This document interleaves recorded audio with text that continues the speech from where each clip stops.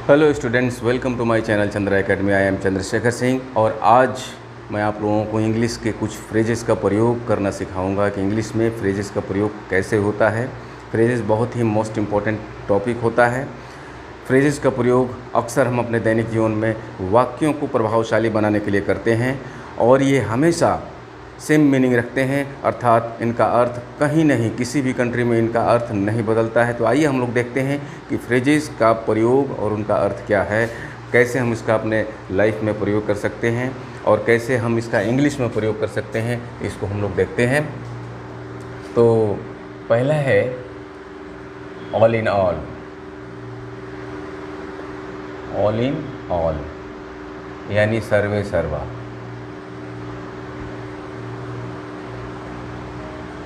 इसका अर्थ होता है सर्वे सर्वा। अब लिख देंगे कि my father is all in all in my family. अर्थात मेरे पिताजी मेरे परिवार में सर्वे सर्वा हैं, यानी उन्हीं की चलती है, वही मालिक हैं, वही सर्वे सर्वा हैं। तो इस तरह के वाक्य का प्रयोग हम ऑल इन ऑल के तौर पर हम इस तरह के वाक्यों का हम प्रयोग करते हैं।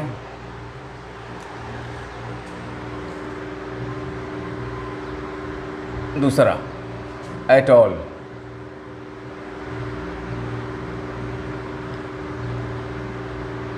बिल्कुल।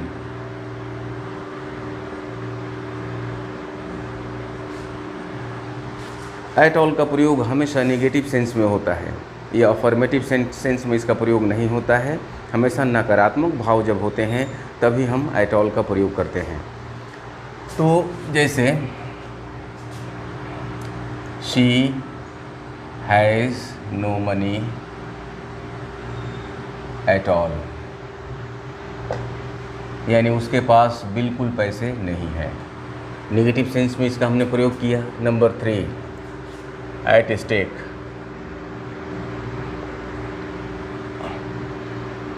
खतरे में।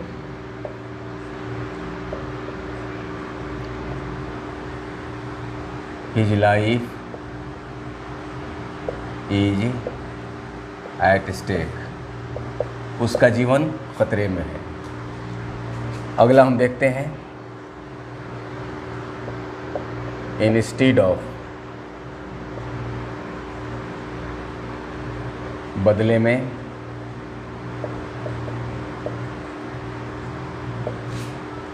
He gave me a book. He gave me a book instead of pen.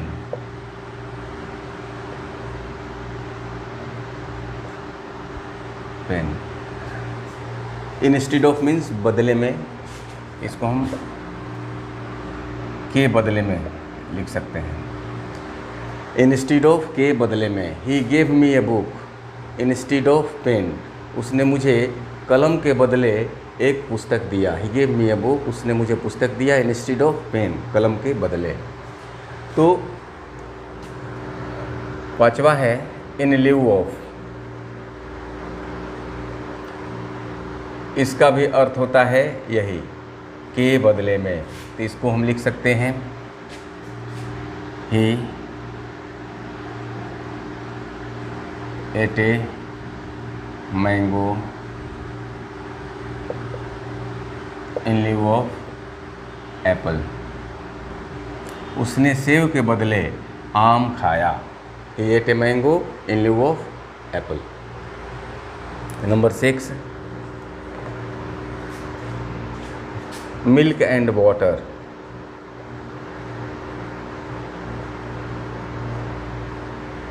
इसका अर्थ होता है निर्जीव या प्राणहीन।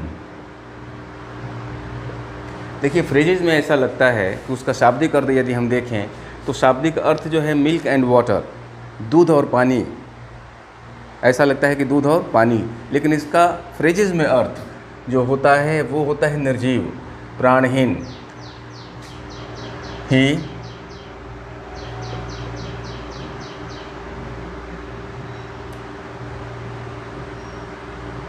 looks like milk and water. He looks like milk and water. वह निर्जीव दिखता है, वह निर्जीव दिखता है। He looks like milk and water. वह निर्जीव दिखता है। छोटा छोटा वाक्य मैं बना रहा हूँ। 7वां है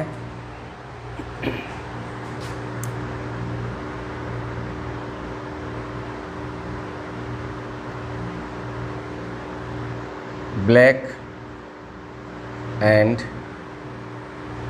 वाइट। लिखित रूप से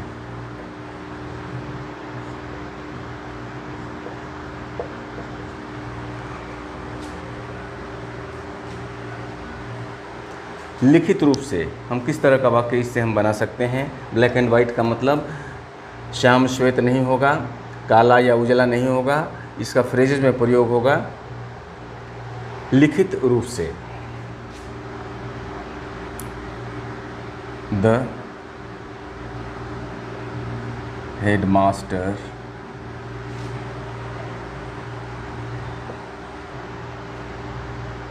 informed us, black and white.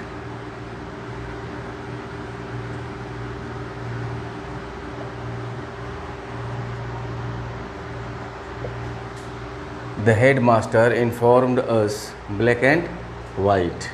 Headmaster ने हमें लिखित रूप से सूचित किया। अगला हम कुछ देखते हैं और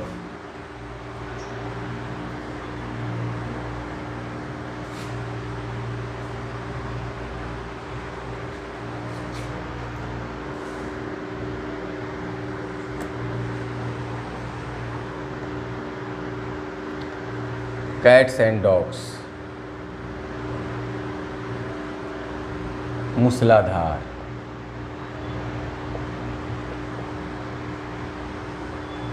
अब देखिए कैट्स एंड डॉग्स से ऐसा लग रहा है कि कुत्ते और बिल्लियाँ, जो कि ये पूरी तरह गलत है। फ्रेजेस में इसका अर्थ कुछ हट करके होता है किसी भी शब्द का। तो कैट्स एंड डॉग्स का फ्रेजेस में अर्थ होता है मूसलाधार। इसको आप लोग ध्यान में रखेंगे। जैसे it is raining cats and dogs. It is raining cats and dogs outside. बाहर मूसलाधार वर्षा हो रही है। It is raining cats and dogs, या it is cats and dogs raining से भी लिख सकते हैं। आउटसाइड, बाहर मूसलाधार वर्षा हो रही है।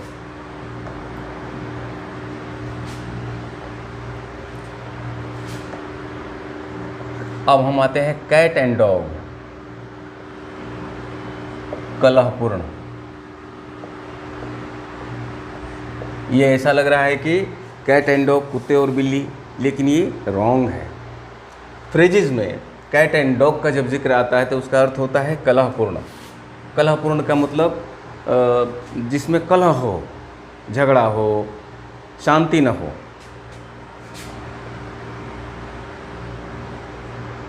हर लाइफ इज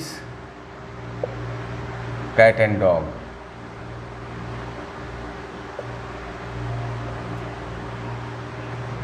उसका जीवन कलहपूर्ण है। वाक्य हमेशा सिंपल और सीधा बनाना चाहिए। Her life is cat and dog. उसका जीवन कलहपूर्ण है।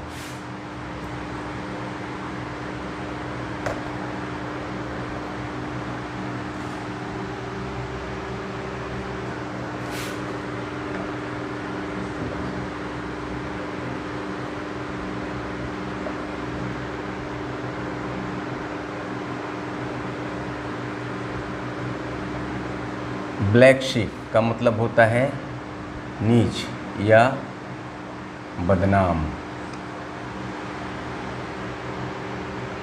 नीच या बदनाम व्यक्ति के अर्थ में हम लोग इसको लाते हैं। नीच या बदनाम, तो नीच या बदनाम कोई व्यक्ति ही होता है। तो ब्लैक शिप का मतलब फ्रेजेस में नीच और नीच या बदनाम होता है। जैसे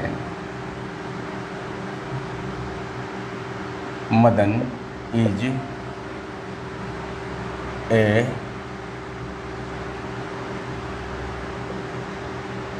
black ship, Madan is a black ship person. Madan एक नीच व्यक्ति है।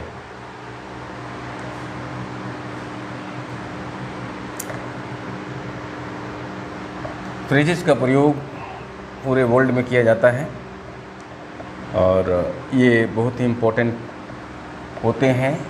दैनिक जीवन में हम अपने बोलचाल को प्रभावशाली बनाने के लिए अक्सर इसका हम प्रयोग करते हैं।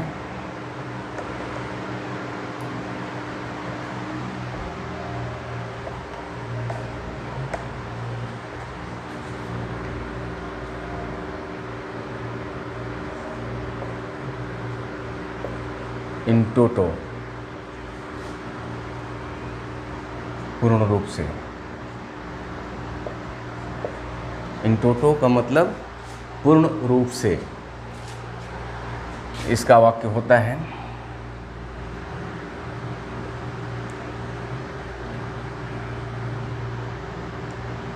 आई agree to your proposal in toto. मैं आपके प्रस्ताव से पूर्ण रूपेण सहमत हूँ। I agree to your proposal in toto. तो इस तरह से हम इन वाक्यों को बनाते हैं।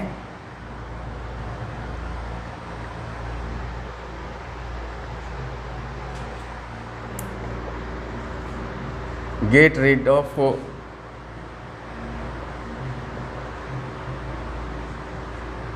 छुटकारा पाना।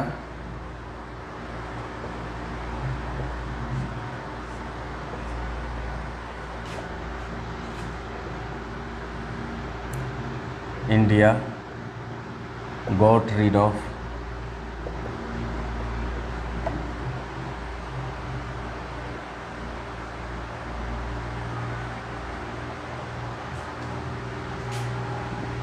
got rid of in 1947 from British rule.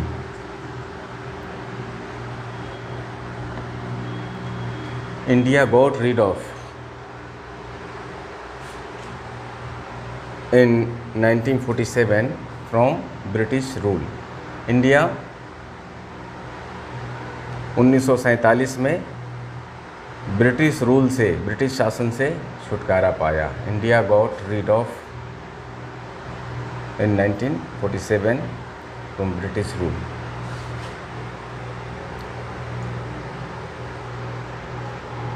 तो ये था कुछ फ्रेजेस तो बहुत सारे हैं, लेकिन मैंने कुछ फ्रेजेस का प्रयोग दिखाया है, आप लोगों को बताया है आज। और उम्मीद है कि इन फ्रेजेस को देख करके आप इसका फ़ायदा ज़रूर उठाएंगे। यदि आपको मेरी ये वीडियो पसंद आई हो तो आप इसे लाइक करें, शेयर करें और सब्सक्राइब करें। Thank you.